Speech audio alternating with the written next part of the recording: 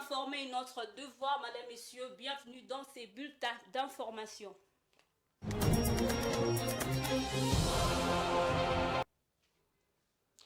D'abord, cette information, le porte-parole du gouvernement de la République démocratique du Congo a dressé ce mercredi 10 mai 2023 devant la presse les bilans actualisés du drame qui s'est produit à Calais et au site Kivu à la suite de la pluie du jeudi 4 mai dernier.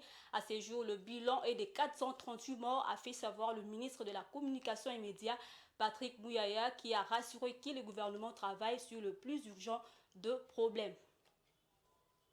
À la suite des éboulements des terrains consécutifs aux pluies qui se sont abattues, de maisons ont été détruites et emportées, des centres de santé, des écoles, ponts et autres édifices publics, un drame humanitaire sans précédent.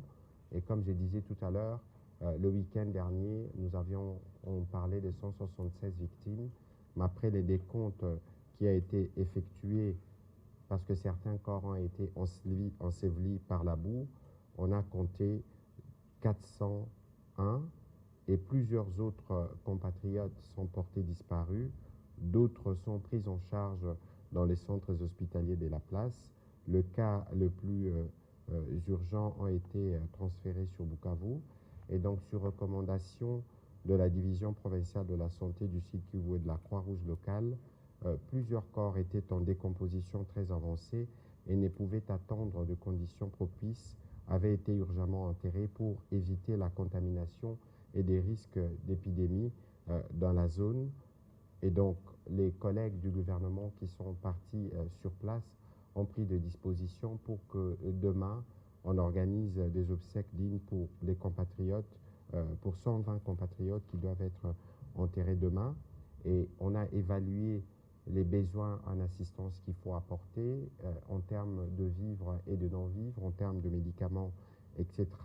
Le gouvernement qui est représenté sur place fera le point général de la situation parce qu'il est aussi prévu une assistance financière pour les familles qui sont éprouvées, mais aussi prendre des mesures notamment pour reloger les compatriotes qui ont été touchés par ces drames.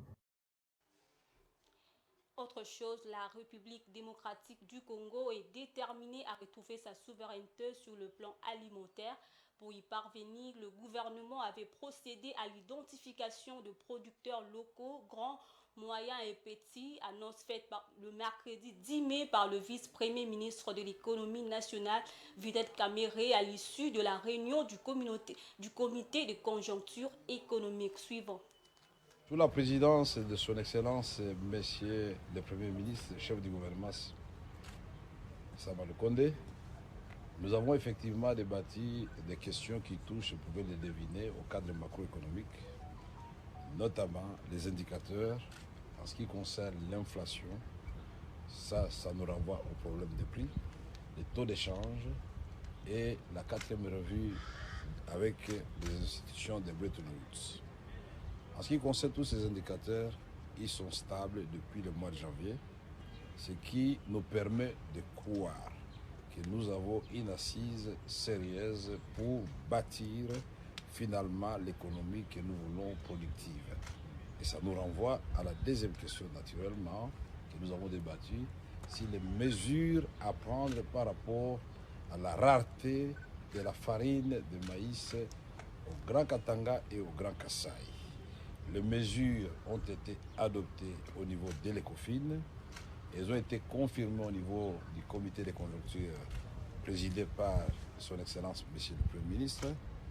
Elles seront annoncées, et c'est la procédure, à l'issue du Conseil des ministres ce vendredi. Ces mesures concernent principalement l'identification qui a déjà été faite par le ministre de l'Agriculture et nous-mêmes, la délégation de passage au Katanga, des producteurs locaux, grands et petits, pour commencer par les ramassages et les encourager avec des allègements de divers ordres, c'est-à-dire des mesures incitatives de la part de l'État, mais aussi pour faire face à la crise qui, elle est là, c'est la conjoncture.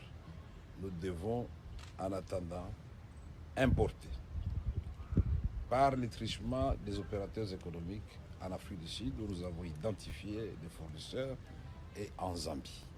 Mais nous n'entendons pas demeurer dans les importations indéfinies. Nous avons la vocation de faire une grande saison A comme. Et à l'international, l'inflation et pénurie sur le marché des cartons qui ont du mal à être approvisionnés. Cette situation intervient après plus de 3 semaines d'affrontements entre l'armée et les forces paramilitaires. Suivez nos amis d'Africa News. Au Soudan, plus de 3 semaines après le début des affrontements entre l'armée et les forces paramilitaires, les marchés ont du mal à être approvisionnés. Les ports du pays étant à l'arrêt, le coût des denrées alimentaires a flambé de près de 60% selon l'ONU. De plus, une pénurie de farine et de légumes gagne la capitale. Forcés de stationner dans le centre névralgique de l'économie soudanaise, ces chauffeurs de marchandises impuissants commencent à perdre espoir.